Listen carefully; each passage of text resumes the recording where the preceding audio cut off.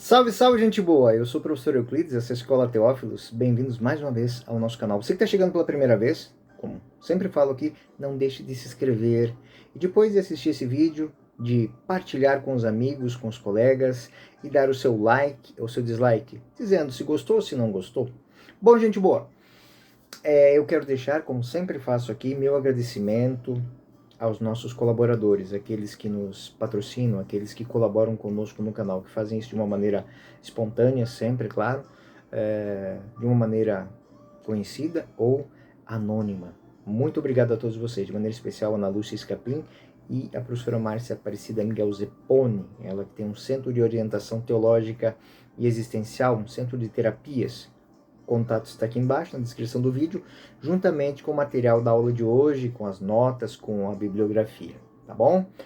Bom, gente boa, na última aula nós fizemos um estudo sobre os discursos missionários, os discursos à igreja, tanto os discursos que foram proclamados por Pedro, né? E hoje nós vamos tratar dos discursos à comunidade de Jerusalém. E aquela chave de leitura também serve para eles. Qual era a chave de leitura? Que para Lucas, o que é escrito, a maneira, aquilo que se propõe, ela sempre é motivada por um evento. Um evento é um acontecimento, algo que está acontecendo e repercute numa ação. Bom, nós vamos estudar hoje 3 discursos. O discurso para a substituição de Judas, que está em Atos capítulo 1, versículos 15 a 22, o discurso e a história de Cornélio, em Atos 10, 11, e o discurso do Concílio de Jerusalém, Atos 15. Lembrando que existe uma temática. Qual a temática? São acontecimentos que estão acontecendo, digamos assim, na realidade da comunidade de Jerusalém, e o discurso vem ao encontro disso, respondendo questionamentos que foram feitos reais, são questionamentos reais para ações reais. Então, o primeiro discurso ele tem como temática a substituição de Judas, mas muito mais que a substituição de Judas, aqui são as prerrogativas do apóstolo, as prerrogativas daquele que irá dar testemunho de Jesus Cristo. Então, essa é uma realidade. Os discursos e a história de Cornélio, aí sim, serão essa autoridade que é dada ao apóstolo, ao testemunho, né? Que é tomada e transformada em conhecimento, transformada em direcionamento de fé, direcionamento de atitudes, de pensamentos. Isso tudo vai estar por detrás de uma outra temática, que é a temática que engloba, que os faz, ou seja, o conteúdo do querigma. Qual o conteúdo fundamental do querigma cristão nas primeiras comunidades? Então essa é a dinâmica que nós vamos estudar hoje, estudando os discursos da comunidade de Jerusalém. Vamos lá.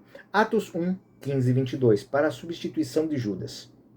O texto não são muitos versículos, são o versículo 15 e o versículo 22, mas que trazem expressões muito fortes, como Pedro no meio de seus irmãos, na assembleia reunida, né? Então, estavam para decidir acerca de Judas, né? E aí o texto vai dizer o que aconteceu com Judas, toda essa dinâmica. E depois, né, por fim, a apresentação daqueles homens que seriam os candidatos a tomar, destes homens que têm estado na nossa companhia todo o tempo em que o Senhor viveu conosco. Então aqui nós temos as prerrogativas. O apóstolo, a substituir Judas, que esteve, que viu, que teve parte no ministério, também é alguém que foi testemunha desde o início, que caminhou com Jesus. Então, essas são as prerrogativas. Nós vamos ver versículo a versículo agora. Versículo 22. A começar do batismo de João até o dia em que de nosso meio Jesus foi arrebatado, um deles se torne conosco testemunha da ressurreição. Então essa é a prerrogativa do apóstolo, ser testemunha da ressurreição. Esse discurso, quem olha assim, parece que ele não é muito importante, mas ele traça o perfil do que chamam testemunha de Cristo, ou seja, aquele que vai ser o condutor, o propagador do querigma, do anúncio. né? Versículo 18. Esse homem adquirira um campo com o salário do seu crime. Depois, tombando para a frente, arrebentou-se pelo meio e todas as suas entranhas se derramaram. Tornou-se esse fato conhecido, versículo 19, dos habitantes de Jerusalém, de modo que aquele campo foi chamado na língua deles de Assal-Dama, isto é, campo de sangue. O versículo 18 e 19 faz memória da morte de Judas, que é apresentada também no Evangelho de Mateus, mas de uma forma diferente. Muitos autores dizem que há uma base idêntica, embora as nuances sejam diferentes. O que é isso? O motivo por estar no Evangelho de Mateus é apenas o motivo de relatar aquele evento. O que aconteceu com Judas? Né? Aquela pergunta, e Judas? Que fim levou? Agora, em Atos dos Apóstolos, essa temática ela tem outra dinâmica. Qual é a dinâmica? Dizer quais são as prerrogativas daqueles que vão tomar o lugar desse que não quis ser testemunho, deste que traiu, deste que colocou sua vida, colocou sua história a perder por ambições particulares. Então está dizendo que aquele que irá substituir Judas é alguém que não pode ter essas ambições. Alguém que deve ter aprendido com o erro daquele e que irá testemunhar verdadeiramente o ressuscitado. Então essa é a dinâmica. Essa é a dinâmica. As indicações, né, são dirigidas aqui em Atos dos Apóstolos a esses leitores. Não são propriamente os ouvintes de Pedro que faz o discurso, que é o protagonista do discurso, mas até porque essas pessoas que escutaram esse discurso de Pedro, elas já sabiam da história, já sabiam, existia até mesmo um nome próprio, que eles até... a árvore na qual Judas se enforcou, existia até este jogo de palavras, né? Bom, mas também nos Atos Apóstolos, o versículo 18 e o versículo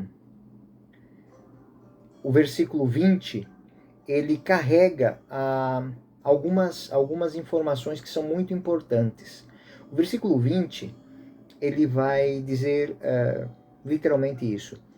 Pois está escrito no livro dos Salmos, fique deserta a sua habitação, e não haja quem nela habite, e ainda mais, que outro receba o seu cargo. Então, essas são citações do Salmo 69, no versículo 26, e do Salmo 109, no versículo 8. E esses versículos, eles vão falar exatamente disso, que aquilo que aquele homem fez, ou seja, fique deserta a sua habitação, que ninguém mais faça, mas que outro tome o seu lugar. Então ele serve tanto como exemplo a não ser seguido, ou seja, de como aconteceu, o que aconteceu com ele, e também que a vida segue, que a história seguirá. Ele disse não. E aqui a gente abre um parêntese para a vocação cristã.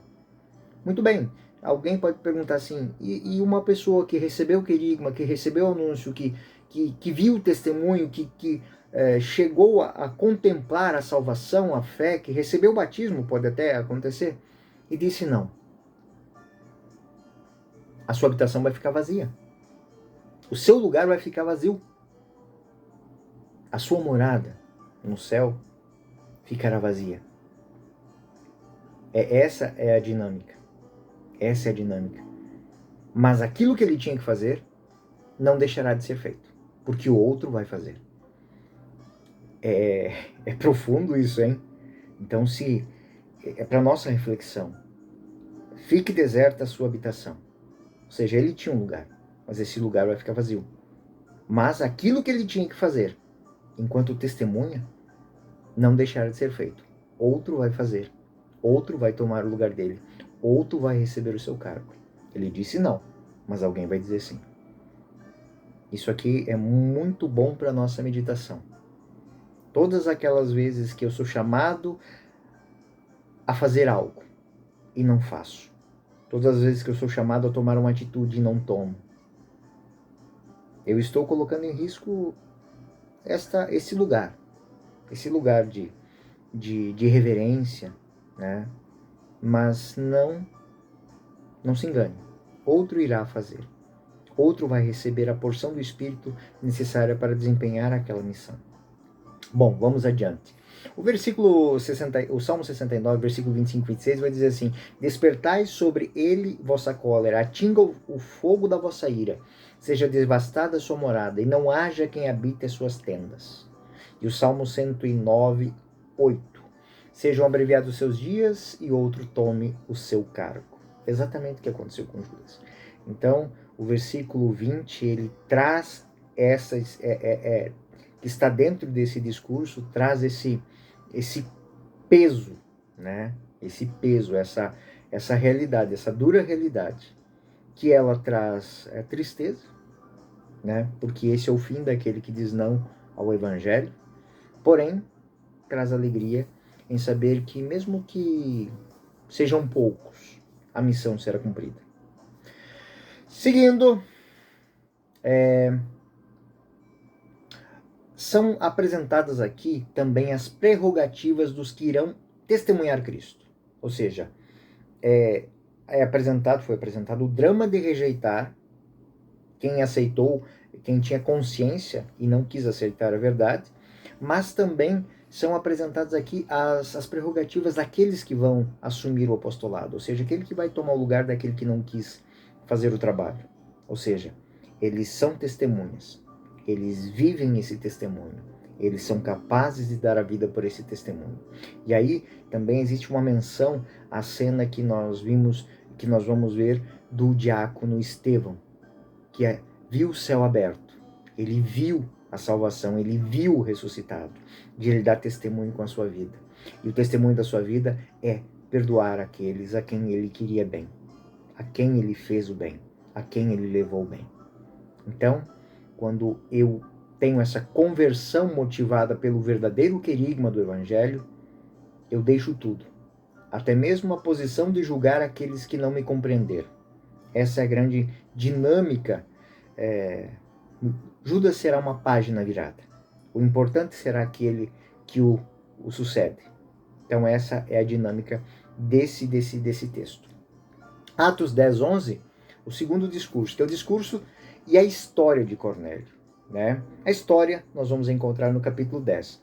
O esquema da história de Cornélio é o mesmo da semana inicial que a gente tem já conhecimento lá através do Evangelho de São João no capítulo 1. O episódio acontece no 4º dia, como pode ser visto a partir do versículo 9, do versículo 23, 24 e do versículo 40. É o esquema judaico de Pentecostes que subsiste, ou seja, há um acontecimento no dia seguinte e acontece a coisa. Então, Atos capítulo 10, versículo 9, no dia seguinte, quando estavam em viagem, se aproximavam da cidade pelo meio-dia, Pedro subiu ao terraço da casa para fazer oração. Versículo 23. Então Pedro os mandou entrar e hospedou-os. No dia seguinte, de novo, levantaram-se e partiram com eles. Alguns irmãos de Jope o acompanharam. Versículo 24. No outro dia, chegaram a Cesareia. Cornélio estava esperando, tendo convidado seus parentes e amigos mais íntimos. E, versículo 40. Mas Deus o ressuscitou no terceiro dia e permitiu que ele aparecesse. Então, toda uma dinâmica onde existe a manifestação, onde se encontra a dinâmica que vai acontecer. Essa história ela vai acontecendo em fases, né?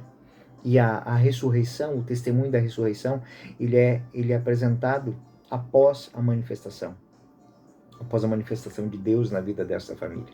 São Lucas, ele usou esse esquema semanal típico dos contos de Pentecostes, usando esse esquema. São Lucas coloca a manifestação de Deus da nova aliança no 7º dia, ou seja, o dia da perfeição. Então, são 4 dias mais 3.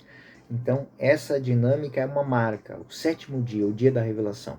O discurso do capítulo 11, e aí ele tem um cunho mais teológico. Pedro faz o papel de um interpretador, aquele que de fora explica o significado dos fatos. E que fato é este?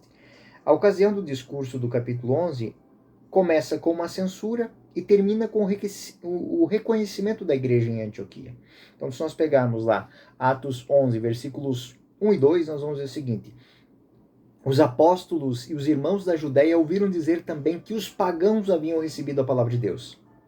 E quando Pedro subiu a Jerusalém, os fiéis que eram da circuncisão repreenderam-no. Por que entraste na casa de incircuncisos e comesse com eles? E aí é o fato de alguém ter relatado a eles que Pedro tinha ido à casa de Cornélio. E que na casa de Cornélio havia se manifestado o milagre do Espírito Santo para aquela família e para todos os presentes. E aí, o versículo 16. Lembrei-me então das palavras do Senhor quando disse: João batizou em água, mas vós sereis batizados no Espírito Santo. E o versículo 17. Pois se Deus lhes deu a mesma graça que a nós, que cremos no Senhor Jesus Cristo, com que direito me oporia eu a Deus? E o versículo 18 é o que fecha. Depois de terem ouvido essas palavras, eles se calaram e deram glória a Deus, dizendo: portanto, também os pagãos concedeu Deus o arrependimento que conduz à vida. E aí, arrependimento aqui é usado a palavra metanoia, ou seja, conversão. A conversão que conduz à vida. Então, a história contada, ela, nesses 2 capítulos, ela é esta. Pedro está nesta casa onde ele foi acolhido e sente fome e é tomado num êxtase. E nesse êxtase ele vê uma toalha descendo dos céus, segurada pelas 4 pontas, e dentro todas as espécies de animais e tudo, e disse: toma, mata e come. E ele disse: não, eu jamais vou pôr na minha boca algo impuro. Aqueles animais que estavam nessa visão eram os animais que na lei de Moisés eram chamados de impuro. E aí, aquilo que Deus purificou, quem és tu para chamar de impuro? E isso acontece 3 vezes, aquele jogo em verdade vos digo. Essa é uma verdade que está sendo dita. Só que Pedro fica pensando, o que isso significa? Naquilo que ele fica significa, chegam os enviados de Cornélio, esse centurião romano. Vão buscá-lo para ter uma conversa. E quando Pedro chega à casa deles, vai fazer uma visita, esses homens que comem animais impuros, que não são circuncidados, eles estão plenos do Espírito Santo. Acontece para eles um Pentecostes. E aí Pedro entende. Não são de animais, não é comida, bebida. É aquilo que nós chamávamos de impuro, ou seja, essas pessoas que nós considerávamos impuras, elas não são impuras. Por quê? Porque Deus deu a eles a conversão do coração. Eles estão prontos para, da mesma maneira que em Jerusalém, aqueles homens piedosos e devotos acolheram o Pentecostes, acolheram e viram aquele rumor, aquele estrondo, e viram a manifestação das línguas e compreenderam aquelas línguas, estes homens também. E como eu vou dizer que eles não são dignos do evangelho, do querigma, da conversão de coração, se o próprio Espírito Santo falou ao coração deles? E aqui é a essência desta dinâmica, dessa temática do evangelho, no capítulo 10 e no capítulo 11, no discurso. Então, em resumo, é um discurso sobrenatural. Há elementos de um personagem sobrenatural, que destacam a intervenção de Deus que supera a vontade de Pedro, que quando vai relatar isso à sua comunidade de Jerusalém, ele quase pede desculpas. Gente, o que eu vou fazer? É a vontade de Deus, é assim que ele quis. Em outras palavras, essa vontade de Deus que a salvação que foi dada aos judeus seja partilhada pelos pagãos, porque o Espírito Santo que, da mesma maneira que nos textos, assim, nós e o Espírito Santo, agora o Espírito Santo e nós. O Espírito Santo deu a eles e eu sou testemunho de que isso foi dado a eles. É o que Pedro está dizendo. E o que cabe a nós? A nós cabe dar glórias a Deus por isso. É simples a dinâmica. Mas essa abertura para o povo não foi... não é simples. É por isso que essa manifestação de Deus, ou seja, essa visão que Pedro tem, essa visão que é projetada da mesa, ou seja, sobre a mesa estão os animais impuros e ele pega e come, aqueles judeus cristãos que se encontravam lá, eles, a partir daquele momento, eles passam a aceitar o que acontecerá com os pagãos, ou seja, o evangelho, o querigma aos pagãos, como um dom divino. Um dom que o próprio Deus deu. Não foi a lei que deu isso para eles, mas foi a graça. O que se a gente ler com mais profundidade Atos capítulo 10 até o versículo 17, né, nós vamos ver isso. Então, Atos 17, se Deus lhes deu a mesma graça que a nós, que cremos no Senhor Jesus Cristo, com que direito eu me oporia a Deus? Em Atos 11, 17, encontramos a importância da conclusão teológica que está em consonância também com Atos 10, 15, né? E também com Atos 10, 47. Então Pedro tomou a palavra, porventura pode-se negar a água do batismo a esses que receberam o Espírito Santo como nós? Então ele retoma o que havia sido dito. Sendo assim, o que a gente pode dizer? A conclusão final desse tema que está nesse discurso, ela é simples e ela é quase que a base do querigma cristão. Se Deus deu o mesmo dom para nós, cristãos de origem judaica, que tivemos e acreditamos nele a partir disso, quem somos nós para impedir que Deus faça os pagãos conhecer e acreditar? Então Pedro reconhece, com base nos elementos sobrenaturais, ou seja, a visão que ele teve, a manifestação do Espírito Santo na casa de Cornélio e, por fim, a conclusão final é essa: eu não posso resistir a Deus. É Deus que quer e é isso que nós temos que anunciar. Então, esses detalhes, existem alguns detalhes no texto que são paralelismos gramáticos, como a gente podia dizer, que agrupam esses versículos de uma maneira muito interessante. Atos 10, 45, como também nós.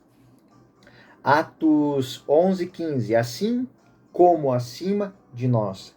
Atos 11, 17, assim como para nós. Então, esse fato, esse evento, dá as bases fundamentais dos discursos. Ou seja, a família de Cornélio também recebeu o mesmo dom que os apóstolos. E isso contém uma verdade que fica chancelada entre os cristãos a partir daquele momento. Ou seja, a família de Cornélio, os pagãos, podem salvar-se da mesma maneira que o judeu. Isso a partir daí começa a constituir o querigma cristão. Depois de terem ouvido essas palavras, eles se calaram e deram glória a Deus, dizendo: portanto, também aos pagãos concedeu Deus o arrependimento que conduz à luz da vida. E o capítulo 11 é aquele mesmo capítulo que começa dizendo que os judeus ouviram que os pagãos acreditaram na palavra, né? E aí eles recebem essa resposta. Então, temos aquela dinâmica que eu falei. Existiu um fato que deflagrou essa questão. Esse discurso ele não aconteceu a partir do nada. Não é simplesmente contando uma história, mas ele está respondendo uma pergunta. E aqueles que forem batizados vindos do paganismo, e aqueles que converterem verdadeiramente o seu coração a Jesus Cristo a partir do dom do Espírito Santo, da graça da conversão, o que fazer? Bom, se Deus assim o quis, quem somos nós para fechar as portas para eles? Essa é a grande verdade, que passa a ser uma prerrogativa, ou seja, o Evangelho se torna universal. O Pentecostes ele se expande não só para aqueles que estão em Jerusalém, mas para toda a humanidade. O Espírito Santo é o caminho de conversão a ser anunciado a todas as nações. Então, no versículo 18, o dom é especificado na mudança de mentalidade para ter a vida, onde a metanoia para São Lucas é a transformação do coração forjada por Deus. E até os pagãos recebem a chance dessa metanoia, dessa conversão. Então, a partir deste momento, a mudança de coração operada pelo Espírito é, portanto, também o presente para todos. E essa será, desde então, a parte constitutiva, fundamental da pregação cristã. A conversão, que é para todos, também é prova da graça, que é para todos. Então, o Espírito se dá para uma mudança espiritual, para uma mudança de vida, para uma transformação. E uma prova de que esta mudança existe é a conversão. Que o Espírito está agindo é a conversão. O Espírito, ele se manifesta para que haja uma transformação. E aí nós temos aquilo que eu disse, o fato deflagrado, ele tem que ser trabalhado, ele vai ser, esses três discursos, eles se coadunam por causa disso. E o Concílio de Jerusalém vai ser exatamente o quê? A chancela da Igreja de Jerusalém. Ou seja, a Igreja de Jerusalém dizendo que o evento de Cornélio, o evento dos pagãos, o evento da evangelização dos pagãos, ela deve seguir com naturalidade da graça de Deus. Então, o Concílio de Jerusalém discute a circuncisão dos convertidos. Então, nos primeiros anos da pregação de Paulo, essa dúvida muitas vezes se apresentou. Né? E aí, em Atos 15, alguns homens descendo da Judéia puseram-se a ensinar aos irmãos o seguinte: se não vos circuncidais segundo o rito de Moisés, não podereis ser salvos. Opa! Então não basta o Espírito Santo? Precisa de circuncisão? Nós temos que voltar para a lei para poder encontrar salvação? Então, nós vemos aqui a descrição de um fato, ou seja, uma dissidência. E aí no versículo 2, originou-se então uma grande discussão de Paulo e Barnabé com eles, e resolveu-se que esses dois, com alguns outros irmãos, fossem tratar desta mesma questão com os apóstolos e anciãos em Jerusalém. Então, aqui, versículo 1, versículo 2, apontam para um problema que está acontecendo nas comunidades, ou seja, aqueles que foram anunciar, eles estão anunciando algo que não tinha ficado claro. Ou seja, não é a circuncisão que nos abre as portas para a salvação. É o Espírito Santo, é a graça de Deus. E isso é dado de maneira irrestrita a judeus e a pagãos. Então, chegando em Jerusalém, foram recebidos pela comunidade, pelos apóstolos e anciãos, né? Mas levantaram-se alguns entre eles e abraçaram a fé, que eram da seita dos fariseus, dizendo que era necessário circuncidar os pagãos e impor-lhes a observância da lei de Moisés. Então nós temos aqui uma cena que gera algum constrangimento. O versículo 1 e o 5, o problema é formulado. Em Atos 15, 7, a resposta vem. E a resposta vem, digamos assim, pautada em algo que já estava sendo vivido, que já era reconhecido e agora vai ser chancelado. Pedro levantou-se e disse: irmãos, vós sabeis que já há muito tempo Deus me escolheu entre vós para que da minha boca os pagãos ouvissem a palavra do evangelho e crescem. Lucas descreve a cena com uma perícia de cirurgião, como ele era. Em outras palavras, ele diz: depois de uma longa busca, de um pensamento longo, não de uma briga, mas de uma discussão formativa, Pedro de pé, anasta, faz uma formulação sintética dirigida aos leitores, mas a insistência no fenômeno de uma indicação que é do interesse do autor pelo fato. Ou seja, Lucas ele quer, neste momento, pôr fim a uma discussão. Ao fim, uma grande discussão, né? Se Deus, que conhece os corações, versículo 8 do 15, testemunhou a seu respeito, dando-lhes o Espírito Santo, da mesma forma que a nós, nem fez distinção alguma entre nós e eles, purificando pela fé seus corações. Então, nos versículos 7 e 9, Lucas expõe o fato de Deus, que é um cardiognosto, né? Ou seja, um conhecedor do coração. Deus testemunha por eles. Ele os dá credenciais. As credenciais da salvação são o dom do Espírito Santo. Como aos judeus, não fez diferença entre judeu e pagão, e isso diz respeito à fé. Isso é uma transformação. Aqui uma coisa interessante, o desenrolar teológico desse evento é a clareza da verdade cunhada e propagada até os dias de hoje, é aquilo que a gente vive hoje. Embora algumas comunidades ainda não compreendem profundamente isso. Mas, se Deus deu o mesmo dom, que é a fé, então Deus não discrimina pagão e judeu. E a partir do Concílio de Jerusalém, isso fica firmado, fica cunhado. Então, a ideia judaica era que a impureza dos corações é purificada agora.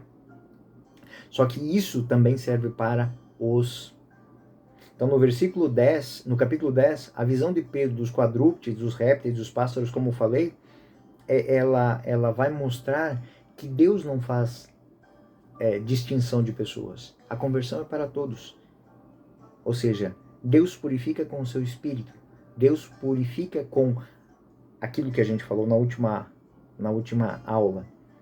A paixão e morte de ressurreição trazem o perdão a toda e qualquer criatura. O que há de se fazer agora? Buscar a salvação, viver a salvação. Então Deus purificou, então o homem não deve mais considerá-los impuros. Então, aquele que busca conversão tem que viver essa conversão. Tem que abraçar essa conversão, e aquele que pregou essa conversão, pregou essa mudança de vida, primeiro, tem que testemunhar essa mudança de vida.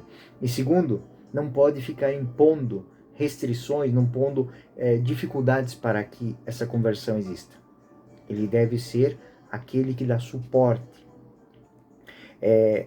Essa dinâmica que nós temos no capítulo 15, ela é muito importante.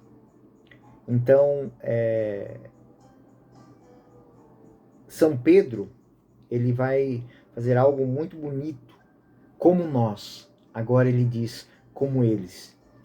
Então, o texto diz algo inusitado. Pela primeira vez nós vamos escutar isso. Que o modelo de salvação são os pagãos. Salvos pela graça e não pela lei. Não é o cumprimento de regras da lei que vai dar salvação, mas é a graça que vem de Deus. E a vivência dessa graça de conversão, de mudança de coração, cotidianamente. E essa será a peça fundamental do discurso a ser propagada em todas as pregações dos cristãos a partir desse momento. É um basta que esse texto dá a corrente dissidente dos cristãos judaizantes. O Concílio de Jerusalém proclama a primeira norma eclesial em oposição a uma dissidência interna. Ou seja, alguns homens descendo da Judéia puseram-se a ensinar aos irmãos o seguinte: se não vos circuncidais, existem dissidentes, alguém que está pregando a lei e não Jesus Cristo. E aqui, Atos 15:11, nós cremos que pela graça do Senhor Jesus seremos salvos, exatamente como eles. Então, essa é a leitura teológica, essa é a função teológica desses três discursos à comunidade de Jerusalém. Existia um problema, então esse problema se resolve com o quê? Com a palavra da igreja, daqueles que testemunharam Jesus Cristo, testemunharam Pentecostes aos pagãos, e isso tudo dá certeza de que a igreja está pisando e seguindo um caminho, palavra caminho, que é para todos. Cada um vive o evangelho a cada instante, vivendo a graça, vivendo a vida em Cristo. Sem se atrelar a rituais, não. É viver a conversão a cada dia. Então, depois disso, deve vir aquela pergunta, né? Bom, se o professor falou agora que é uma situação que deflagrou uma reflexão, e essa reflexão ela está tendo a sua resposta agora. Aí vem aquela pergunta. Esse discurso são realmente de Pedro. Pedro tinha o poder de fazer isso. Mais que Pedro, mas a igreja, ela precisa, aqui é uma maneira de agir. A igreja, quando tem seus problemas, ela tem que se reunir, um concílio, conversar, discutir e chegar àquilo que é para todos. É o caminhar da igreja. Então ele pressupõe a conversão de Cornélio no capítulo 10. Né? E aí, respondendo a pergunta, né, tem alguns problemas cronológicos com isso. Por exemplo, em Gálatas, capítulo 2, nós não temos a narração disso. Quando Paulo vai falar sobre isso, ele vai falar que ele foi enviado aos pagãos da maneira que Pedro foi aos judeus. Mas por que é feito isso? A intenção é de trazer à tona os exemplos a não ser seguido desses judaizantes, mas da resposta que Jerusalém dá aos atos de discriminação e de imposições irrelevantes por parte dos convertidos de origem mais legalista. Contudo, o que foi escrito para mostrar que, na autoridade de Pedro da igreja, contém a mentalidade de Pedro, a mentalidade de Paulo, mas essa é a mentalidade da igreja. Ou seja, o anúncio da Boa Nova, o querigma, ele tem que ser anunciado a todos, porque a graça é dada a todos. Então, é uma realidade muito bonita. Hein? Se a gente pudesse aqui traçar as conclusões gerais do que se tem assim. Então, Lucas apresenta Pedro como o personagem principal dessa primeira parte. Depois do capítulo 15, quem entra em cena é Paulo. Paulo, ele vai se tornar o centro das atenções. Segundo ponto que a gente pode salientar aqui. Na unidade entre Pedro, Paulo e os apóstolos, se encontra alguma... Nós vamos encontrar o quê? A igreja vista como uma fonte de certeza, de esperança, de vivência, que não é para uns nem para outros, mas é para todos. E Pedro se torna o porta-voz da igreja. A palavra de Pedro é a palavra da igreja. E sobre a obra literária, o que a gente podia dizer nesses discursos? Os discursos são a composição literária de São Lucas, sem dúvida nenhuma, e são parte integrante da obra de Lucas. Então, o Evangelho de Lucas tem a sua continuação dentro dos Atos dos Apóstolos. Da mesma maneira que Lucas relata tudo o que aconteceu com Jesus, com os apóstolos, com a igreja que nasce, aqui ele vai relatar todos os acontecimentos da igreja. O querigma da tradição. Os materiais que nós temos aqui, que nós estamos, são materiais que eram reais. Ou seja, são cenas reais, são problemas reais que estão sendo resolvidos pela igreja de uma forma real desde os primeiros momentos, desde os primórdios dela. Não são problemas teológicos aqui, não. São problemas cotidianos, de vivência cotidiana. De afastamento de alguns por má compreensão de outros, de dificuldades para uns por má compreensão. Então aqui é a igreja que se pronuncia. É isso que deve ser vivido. Então o relato dos Atos dos Apóstolos é a compilação de tudo o que ocorreu e que ainda ocorre muitas vezes na igreja. E as soluções que são propostas nos Atos devem ser atualizadas pelo Espírito Santo, pela nossa reflexão cotidiana até os dias de hoje. A outra parte do conteúdo dos Atos dos Apóstolos vai focar exatamente em cima disso. O que é a igreja? Quem são os membros da igreja? Como é que a gente resolve os problemas dentro das nossas comunidades, dentro das nossas pequenas células de fé? Então essas ocorrências eclesiais serão foco das nossas reflexões nas próximas aulas. Bom, gente boa, finalizamos aqui mais esse estudo. E agora, nas próximas, então, como disse, nós vamos tratar as ocorrências da igreja, a igreja dos primeiros dias. Eu sou o professor Euclides, essa é a Escola Teófilos. Bem-vindos ao nosso canal.